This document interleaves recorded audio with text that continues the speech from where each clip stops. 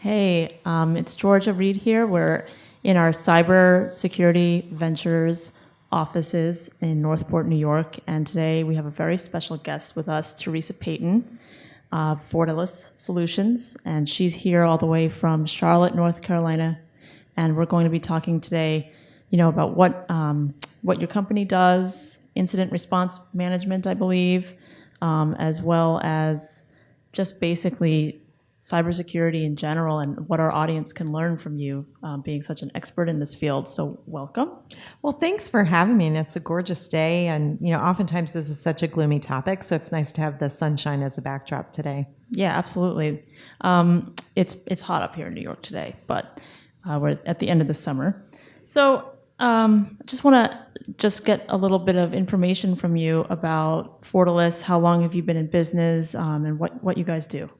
Sure, absolutely. So as a matter of fact, I got the inspiration to found the business as I was leaving the White House. I was leaving President George W. Bush's White House, end of his second term, and pregnant with my third child at the time, and trying to look for a company that would focus on really the capabilities of the adversary and designing with the human in mind. Because what I really learned when I was at the White House was the adversary really had a lot more capabilities than anybody realized, as well as we don't really think about the human when we design anything. So we tell them, here's a really long, strong password. It's going to change a lot. You're going to forget it a lot. Don't write it down on Post-it notes. Don't store it on your phone notes. I mean, just even things that basic. And you would think at the White House it wasn't at bigger stakes, but it started with the basics.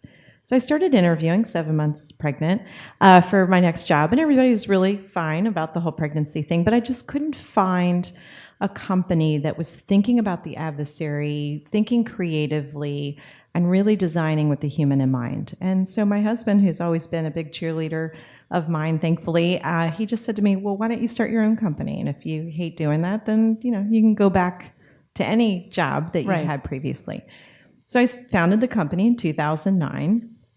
I have no entrepreneurs in my family. We're all U.S. military and law enforcement.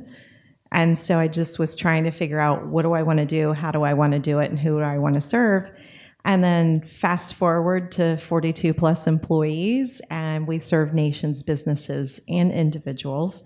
And it's just really been an incredible blessing. Every single client we've ever had has just been an incredible blessing. That's amazing. I think that's really a great story and really inspirational for a lot of people, especially women in this field. Do you feel that women are underrepresented in this? It's getting better. Industry? Yes. Is it getting better? Women are underrepresented. And if you look at some of the ways that in the past you were able to gain knowledge and network with your colleagues, it was often done in environments that were not women-friendly. Women, if they have to go on the road, a lot of times they've got responsibilities back at home, whether they're married or not. It could be parents, pets, friends, family, colleagues, children, whatever it is. And oftentimes I can tell you most of the women that I travel with, they want to work, they want to get their work done, and they want to get back to their home responsibilities. And I can tell you from experience, that is not the experience I had on the road attending many of the most popular security conferences back in the day. Now that is changing, and the atmosphere and the environment is changing, but just even something that basic. You go to an event like that and you see the activities happening outside of the technical part of the conference, and you think, well, this isn't how I live my life and how I choose to spend my personal time. It just didn't resonate with a lot of women. Right. But it's getting better. And the reason why I say it's getting better is we all know there's a talent shortage. We've been discussing it for many decades. Right. And the only way to end that talent shortage is we can't just wait for colleges to graduate who we're looking for and that perfect resume. We need to build the perfect resume. And you do that by investing in people who are in other careers. And do you do that at Fortalice when you're hiring? We absolutely do. So we have several people who did not start off as a cybersecurity analyst or an intelligence analyst, but they had applicable skills. They had an insatiable desire to learn and solve puzzles. A lot of what you do in cybersecurity is everything's a riddle. And you're having to think creatively. You're having to outthink and outmaneuver the adversary, whoever the adversary may be, based on what you're protecting. And so a lot of times, if you just show sort of this gumption, this get up and go and hustle, and that you love solving problems, you can learn the technical. You can learn the technical, and the technical is changing so much and so often. I mean, do you? What kind of resources would you recommend for young people to look into, just getting some basic skills under their belt? Thankfully, there's so much more available now for free than there used to be. So, for example, I've never had a formal Python programming class, and Python programming is very important to cybersecurity as well as engineering. And so a couple summers ago, I took a free Python programming class online that I could take when I was sitting in my hotel room on the road by myself on Coursera. But there's other free classes. The other thing that you'll see is a lot of cybersecurity and intelligence operations experts love to share what they know. And there's a couple different ways to get that knowledge from them for free on your own time. YouTube, Vimeo. Go to all the conferences. Maybe you can't afford the time or the ticket or the travel expense, but after the conference is over, Black Hat, DEF CON, RSA all post the videos. And it can be a great way to learn for free. So, I mean, you sound like you hire people who are very passionate about one interest in cyber or many interests in cyber. If you could say, if you could speak to your personal passions about this and what drives you and motivates you to continue with this work, what would that be? At the end of the day, whether it's government work we're doing, nation type work, businesses, or the individual portfolio that we work for people, at the end of the day, it's people that you're helping. So you're either helping a CEO and a board protect customer data. Those are all individuals. If you're working with the US government or our allies and you're protecting information, oftentimes it's either the national security where physical lives could be at stake, or you're protecting identities of the employees or of the constituents who use that government agency. And then in our people protection service, oftentimes, I wish I could say it was mostly proactive.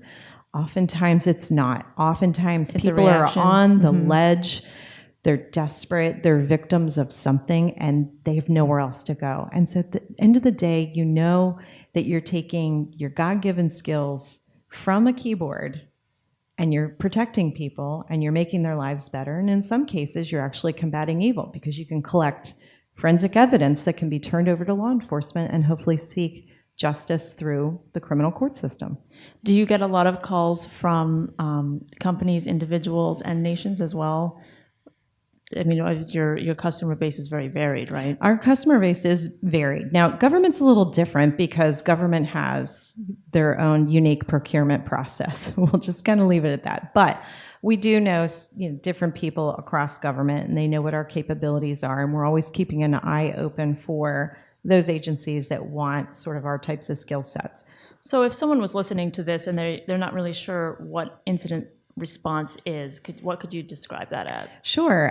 Incident response, and let's focus on businesses here because we do incident response for individuals, but for businesses, incident responses actually starts before something bad happens. So before something bad happens, ask yourself, what is the worst digital nightmare you can imagine? What is it? Is it your client data stolen? Is your intellectual property, the secret sauce that makes you special, stolen? Is it everybody's credit cards posted on the internet? It's going to be different for every company. And how much is that worth, too? Exactly. Or could it be the CEO and the executive's communications? Would that be a disaster to have that posted on the internet? I don't know. But think about that and then ask yourself, have we ever practiced going through that nightmare? And a lot of times just doing that, you'll understand what your gaps are. And then incident response started before, because when that incident happens, it needs to be all about your business operational resiliency. And you're not going to have it if you haven't planned for the worst. It's just like preparing for hurricanes, earthquakes, any type of sort of natural or man-made disaster that could create business continuity issues. Same thing with the digital cyber event. Yeah, and it says in anything you read that it's not a matter of if it's going to happen, it's a matter of when you will be attacked or hacked or you'll have a breach. So how are companies preparing for that? And do you think it's it's fair that when it happens to a company, that a lot of times it's very bad press and media for that company. I don't think it's fair. I do see really good companies who have practiced that digital disaster, has a published playbook, has really thought about this, has bought cyber liability insurance. They've done everything right, according to the good guys and the good gals book to winning against a cyber incident, right? So they've done everything right. And then that worst thing happens. And you notice the headlines never say, poor ABC company. No. They were a victim of a crime. They always say, who is negligent? And the CEO is on leave, or the CIO has been fired. I mean, there's always sort of this bad news story. And I can tell you, because oftentimes when I get that call from that CIO or that CEO that says, Theresa, I think I have a problem. And oftentimes I will actually fly on the scene myself, or I'll pick up that phone and I'll call them back and I'll say, is this your first one of these this bad? And they'll say, yeah. And I'm like, oh, wow. I've been through hundreds of these. You're going to be okay. Right. It's good that they have But it's you. tough. They're always worried about whether or not, did I do enough? Have they budgeted enough in advance for this? The cost of recovery for companies who didn't get the opportunity to prepare is horrible. The ones that prepared, they're actually not too far off. But I will tell you, doing the forensics and then making sure it's not going to happen again is always probably 2.5 to 3 times X what companies budget for it. Okay, that's good to know. I think our viewers will be interested in that. And a lot of people, I just want to segue into something that I'm interested in hearing from you about. A lot of people would be surprised to hear about the pro bono work that a lot of cybersecurity companies do and the non-for-profit and work and liking to give back, I guess, to communities. And something, that really sticks out is ending the human trafficking that happens on the internet. And I know that you have worked a little bit in that area. If you wanted to talk about your experience and what Fortalice does. Sure, because we would love more people to fight this fight. I mean, the idea that in this day and age that people are human trafficked for slavery and for sexual exploitation is absolutely horrendous. And a lot of people think, oh, it's only in third world countries and bad neighborhoods. No, it's in your neighborhood. It's in everyone's neighborhood. And it's happening globally, including America. And it's happening to Americans. And so what I would say is, and I had the opportunity, if people want to watch it, I had the honor of being on stage at South by Southwest with Thorne and Trusona and Microsoft, and then I was there representing the work at Fortalice, and we talked about everybody has a God-given talent that can help with this. So if you're in cybersecurity and intelligence operations, you'd be surprised to know how much you can be helping all of the NGOs, those nonprofits, those non-governmental organizations around the globe. They don't have enough of your expertise. So for example, taking an email address that's sloppily left on a Craigslist site that sort of looks like it's related to something on the dark web, selling in child pornography, and you follow that clue and you figure out who that domain name is registered to and where the physical locations are and start drawing those conclusions, there's not enough people with your skill sets who know how to do this in these NGOs and nonprofits. And so you can really provide a lot of help. Maybe you can't stomach the idea of working these cases. That's okay. It's not easy. I mean, I've hired a corporate chaplain for our company because not every case goes the way you want it to, and a lot of times we see things you can't unsee, and so sometimes people they need some help and they need a confidential outlet. But maybe the thought of working on these cases is too hard for some people. That's okay. Guess what? You can go to those nonprofits and do training of the caseworkers at the nonprofits. So they've decided they're going to dedicate their lives to this. They've got the right outlets to help them deal with the horrible things they're seeing, but they need your training. They need your guidance. Maybe you've built an incredible tool as a cybersecurity or an intelligence operations company. Think about offering that tool for free to these nonprofits. Sure. Yeah, that's a great way to give back as well. Okay, that's really interesting. I did want to ask you, speaking of, being aware of your personal privacy and your personal safety, studies have shown that a lot of young people don't even know what cybersecurity is. So how can we get out the message that they need to be safer on the internet, and also that, in the future there may be a career for them in cybersecurity. And there's so much that's being done, so many good works, but they're in pockets, right? They're not as integrated as they could be. And there's a lot of nonprofits like NetSmart's Kids and nsteens.org do an amazing job, but not enough people know that those resources are out there, including parents. Right. But one of the things that is interesting, so myself and some really good friends 5 years ago, so this is our 5th anniversary, was this past summer, said we need to recruit more kids into cybersecurity. And so we partnered with the FBI to create a cyber camp, only for high school kids, because you got to make sure they're at an age that they have a level of maturity that they can handle this. And now, we have roughly 30 kids. We have a ton of volunteers. We've created sort of this national program in a box, but it relies on grassroots efforts and boots on the ground to scale it. It's hard to scale these programs. And so one of the things I would encourage high schools to be thinking about is, could you work with your local law enforcement? If it's not the FBI office, maybe it's the sheriff's office or the police department, to at least create these opportunities. Maybe it's not a 1 week, maybe it's a half a day at a school where you're going into the school, you're doing an assembly, and you're talking to the students about this. First of all, employment for life and noble cause work. You're truly helping people, you're truly fighting crime. And if you don't want to carry a gun and a badge, you can do it from behind a keyboard. And what about getting it into schools more? I mean, not just learning how to type, for example, but learning more computer languages and maybe more vocational schools for this. I mean, do you think that that would help fill the employment gap? It would. I mean, first of all, my message to employers is, you're all looking for the same resume. You just erase the name. You're looking for the same degrees, the same certifications, and the same work experience. Stop it. There are transferable skills, and not everybody has to have a college degree. And think about making that investment and growing your own capabilities that your company can get known for. And I know that sounds expensive, but you know what? Companies used to do management trainee programs. They used to do associate programs. This is the new program that needs to be done.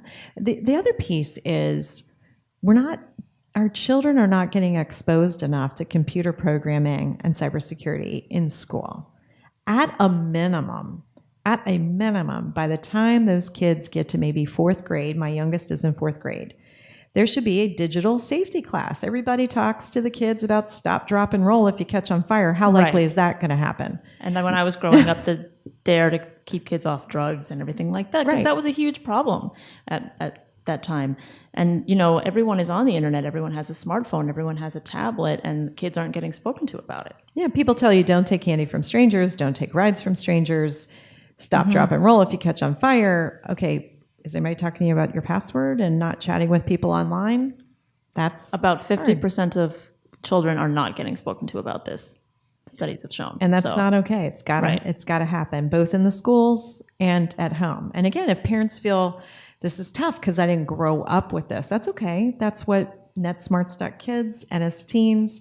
I always say, be where your kids are. So if they're on Instagram, sorry, you got to be on Instagram. They're using WhatsApp. You need to message them on WhatsApp. You need to really understand these platforms. Just like you would never, so my oldest has his learner's permit. I don't throw him the keys to the car and say, gosh, I hope it works out. Could you go to the grocery store? I'm in the car with him saying, you should watch out for that driver. Hey, in the future, this is a great way to think about parallel parking so you don't bang the car in front. All those different things that we impart. And I know parents find it hard because they didn't grow up with it, so they're not sharing childhood experiences, but you have to be where they are. Sure, that makes a lot of sense. Were you a Girl Scout?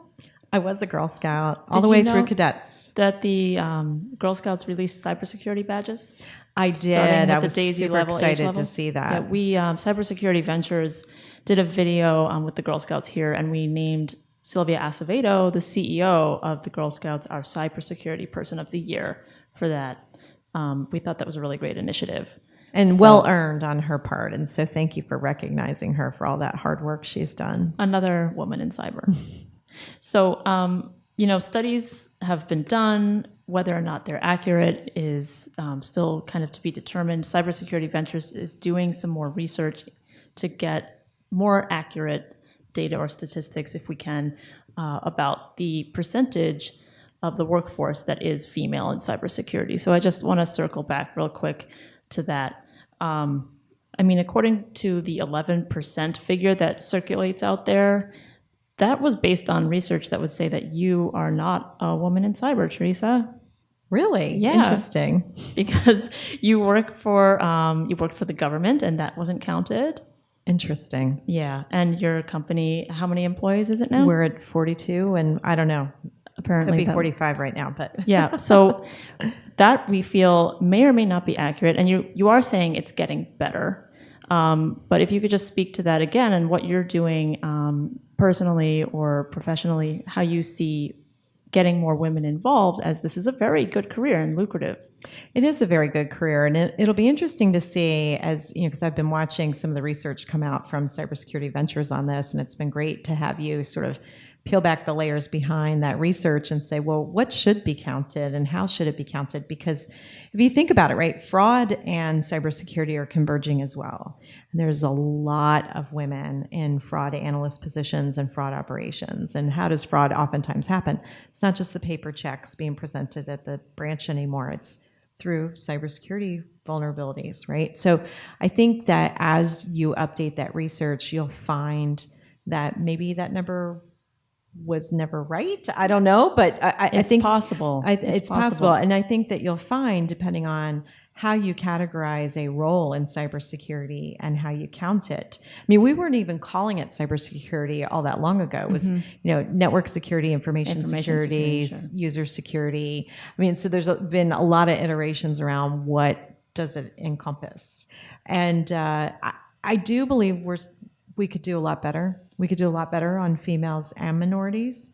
But I am starting to see more representation. And I think it starts with the hiring managers. I mean, I tell the recruiting firms, I want a diverse candidate panel. And that means some people have degrees, some do not, but they've got work experience. Some people have, female, male, different walks of life, different backgrounds, all different types of schools. And bring them all, and don't bring us a pool of candidates until you have a diverse pool of candidates. And if you start setting that bar and saying, you know what, I can wait a couple extra weeks to get a pool of candidates to make the right decision, you're going to start to see not only more diversity. I can tell you there's certain skills that are hard to find where I've got to have a very specialized skill set based on what the client needs. But I oftentimes don't have a hard time finding people. Most of our kind of mid to lower level job positions are not open for very long. That's it. And how does the diversification help you with your company at Fortalice? I mean, what kind of personalities and mindsets and skills, problem-solving skills do these different types of people bring? Yeah, I mean, I have some people who will take volumes of disparate data, and they're a visual thinker and a visual learner. So they'll start mapping it out on a whiteboard, all old school and everything. And the next thing you know is they're trying to make sense of it all. They've got a coworker sitting back saying, I see it. There it is. That's what we need to do. Then I've got other people that are like, leave me alone and many of them are like that, leave me alone. Maybe it's just me leaving them alone. But seriously, they sit down and they just analytically and methodically and logically start working the data. So they're parsing the data, they're writing their own tools, and they're writing their own programs to parse the data to get to the answer. And so if you have people that are going to attack a problem coming from different perspectives and different points of view, when they all come back to the table as a team, it's incredible the solutions that you come up with. Right, because the group together is better than just the individual. Yes. Really. Well, we're getting close to the end of the interview. I just wanted to ask you, since you have such a diverse background coming from the White House, with Fortalice, with your military upbringing and everything like that, what concerns you the most? I mean, what is your biggest concern when it comes to cyber and cyber attacks? There's the big things that Hollywood talks about, right? They're popular in movies around, will the grid go down and Yes. Things of that nature, or will we have a cyber war with some kind of foreign adversary? And so those are always a concern. But what I would tell people who don't know this is that lots of government and military exercises, not just in the United States, but bilaterally, go on throughout the year to think about those really big, complex problems. So that doesn't mean they're not an issue, but I do feel like there's a lot of really smart people staying awake at night on those particular issues. For me, it's the There's been so many data breaches, and the internet was built to really hyper-connect people we trust to other people we trust. I mean, it was academics and research was the initial intent. And then social media followed the same suit. And so here we are with all of this data in bad hands, with a reality of the way that we connect to each other is hyper-connected and hyper-trusting. And my concern is we're rushing to a level of automation that has unconscious engineering biases in it, that somebody could do a walk-in on any one of our lives and it will be hard to extricate them because so much of what we're doing has gone digital. And the cybersecurity before us failed us, and the cybersecurity ahead of us will fail us. And that, to me, sort of this false reliance on, I can secure it, I just have to build a better mousetrap, instead of thinking about, no, we're actually protecting humans. We're protecting their data, their privacy, their security, and their physical safety.